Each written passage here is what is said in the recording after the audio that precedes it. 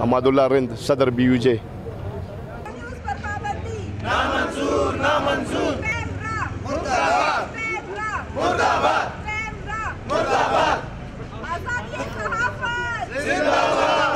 زموږ دا ډیمانډ دی چې په ازادي صحافت باندې پابندي پکار دی چې نه ولګیږي او د صحافت چې کوم ازادي د دغه احترام کړل سي د نیو چینل یا د دین نیوز یا د سچ ټي وي چې کوم لایسنسونه دي معطل کړي دي پیمرا نو د پیمرا څخه خو زما بیسیکلی دا امید نه و چې دی دا ترنګ سخت اقدام کوي ځکه پیمرا یو اهم اداره ده او د پیمرا چې کوم مشر دی ابصار عالم صاحب په خپل یو جرنالست دی ډېر ښاغلی سړی دی ډېر پوه سړی دی داغه دپاره دا نه و پکار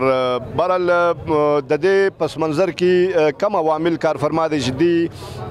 مثلا هغه مروجه اصولونه دی هغه یې پرې شوی او انتهایي اقدام خواته ولاړه پر دې باندې پکار دی چې موږ سوچ وکړو او داسې پوښتنه وکړو چې هغه څه مجبوري وه بهرحال دونې سخت اقدام نه و پکار که داسې د دې اعتراضاتو یا تحفظاتو یا ابزرویشن و چې مثلا دا چینل یو غلط نیوز چلولی دی یا دا نیوز پکار نه چې دی چلولی نو دغه یو لاره دا موجوده و چې دی هغه چینل ته یو نوټس ورکول او دغه بعد پر دې باندې به دی یو فیصله کوله لیکن وداوټ اني نوټس دی راپورته سو اور د دې لایسنسانې معطله کې دا فیصله موږ هیڅکله نه منو او نه تسلیمو او موږ مطالبه دی چې دا فیصله دی واپس واخیستل شي. هغه کې څو کسان کار کوي هغه د بېروزګاري ده نو داسې اقدامات چې دي هغه کوم اول یو نوټس یو دغه ورکوم چې دی هغه ډېر ضروري دی مګر پیمرا چې دی په دغه دا بندیز هغه